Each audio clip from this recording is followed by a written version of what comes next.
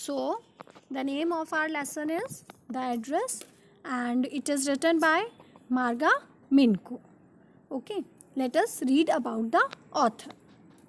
Her original name is Sarah Minko, and she was born on 31st of March 1920, and she lived the life of 95 years at Ginneken, Netherlands. Her pen name was Marga Minko, and with this name only she used to write her stories and all. Her occupation was a journalist or a writer, and she used to write in Dutch language. Okay, so this is all the introduction of Marga Minko, the author of The Address. So let us discuss about the chapter. It's a story of a girl whose mother gave their belongings to a lady called Mrs. Darling during the World War II. Unfortunately, in the World War, Mrs. S is the mother of the author, dies and her daughter survives. Daughter first thought to leave the belongings of her mother, as she thought that she will remember the good old times and she will then regret it. But later she becomes curious to see her mother's belongings, but then and Mrs. Darling reacts as she do not know Mrs. S's daughter, and the girl tries to get her belongings back, but when she finds them, the object which evoke memories of her old life, she decided to leave them all behind and resolves. So these all are the basically feelings of a daughter who has lost her mother in World War II, and now she wants all her belongings, but she could not recover them from her mother's friend. So let us see the conversation between Mrs. S. Mrs. S means author's mother, and Mrs. Darling, author's mother's friend. So Mrs. Darling is trying to convince by saying that you should give all your precious items to me, as any time you should be asked to leave and you shall lose everything. Then, being a simple lady, Mrs. S just says that, Mrs. Darling, are you sure about this? It can happen that you can stuck in problem because of helping a Jewish family. We all know that during World War II, the Hitler soldiers were killing Jews, all the Jews. So author was a Jew. So Mrs. S is just asking Mrs. Darling that, are you sure that you will keep my things with you, because you can be in trouble to help a Jewish family. Then Mrs. Darling says that, Mrs. S, I know that a friend in need is a friend indeed. So I will help you, and you can store things in my home at Marconi Colony, house number 26. This address she has given to her friend Mrs. S, and she just wanted to have all the things of Mrs. S. Therefore, she just asked her so.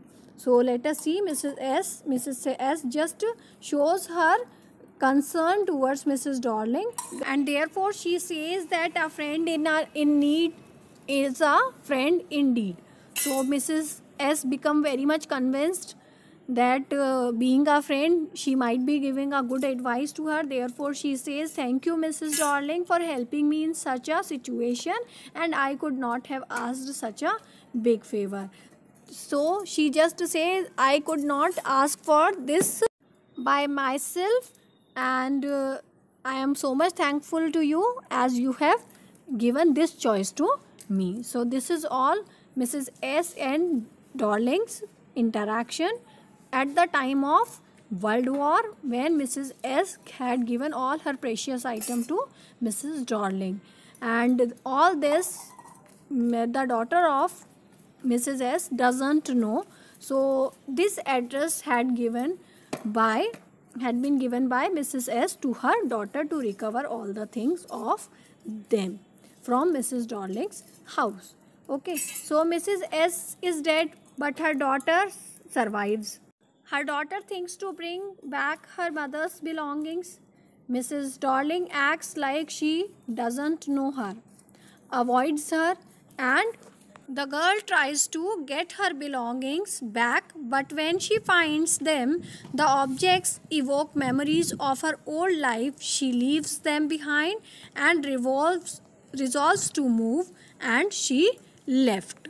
So, when the author understood the feelings of Mrs. Darling, that she is not in the mood to return the things of her mother, so and she also knew that all those things which she want to recover from Mrs. Darling are just giving her pain, memorizing her the old past thing, so she just left all the things. Okay, so let us discuss the story in parts.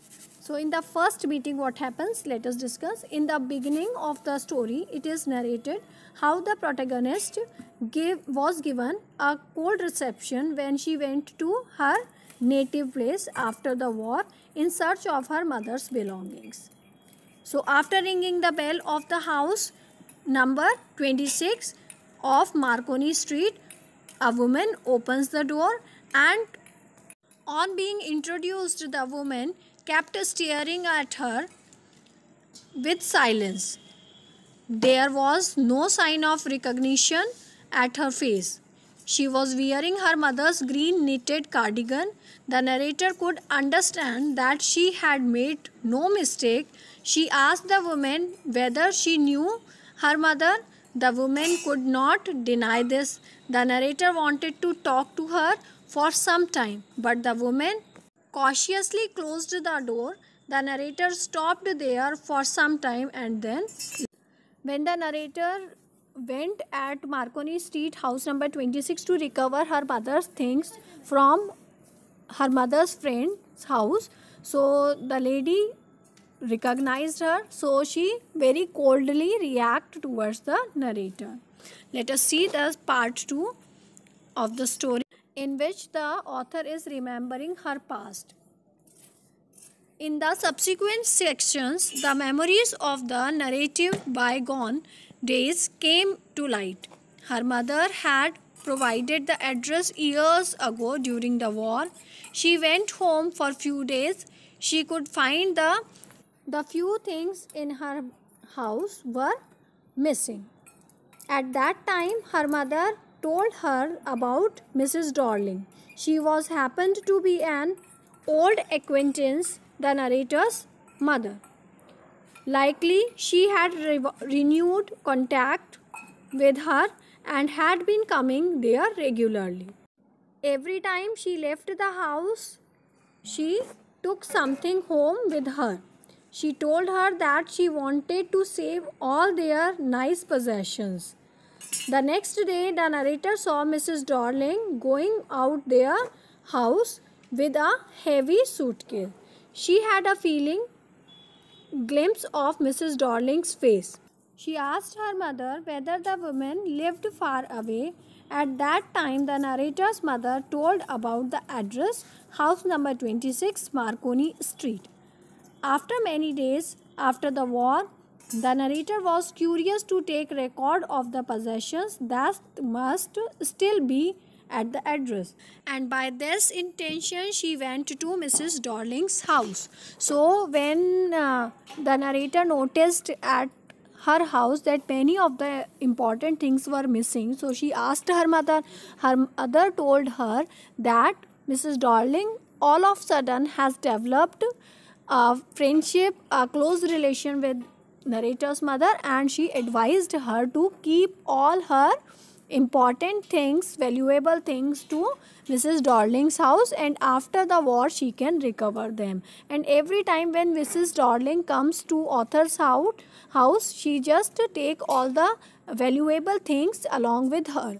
Once author noticed that Mrs. Darling is moving along with a heavy suitcase, then again she asked about the address of that lady.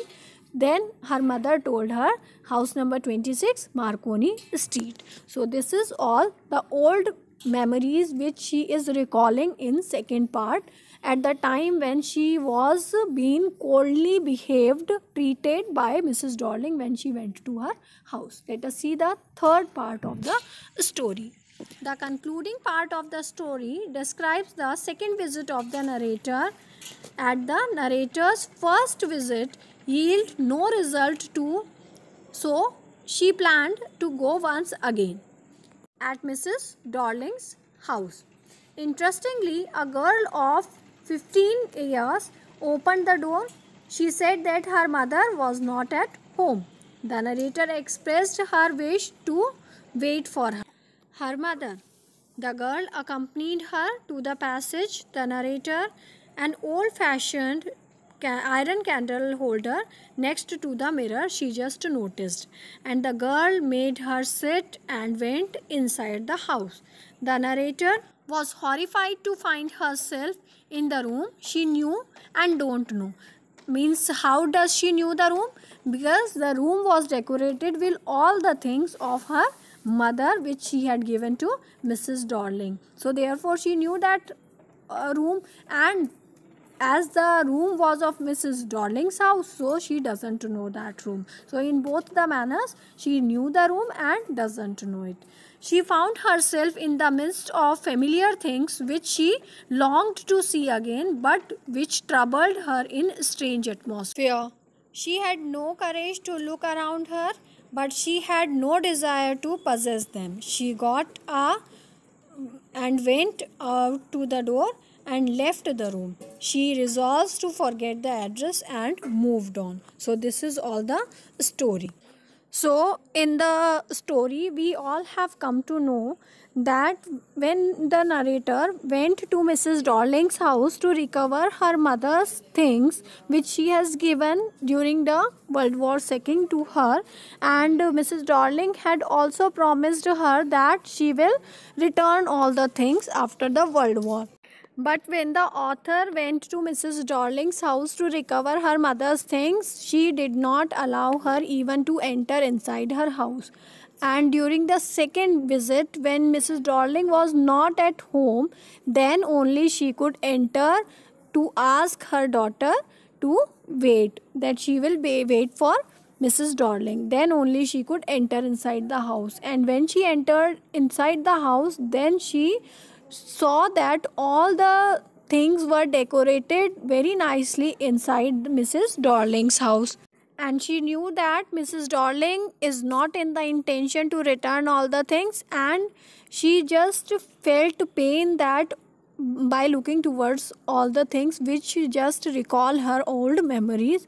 So she just tried to forget everything, all the things, and move away from there. She did not meet Mrs. Darling even, and she did not ask her that she has come there to recover the things from her, because she has thought that the things which gives us pain, we should leave them at their part and we should move forward in our life. So this is all the story, and this is the moral which the story gives us, that we should not run away towards those things which gives us pain. We should learn to forget them. I hope you all liked the video.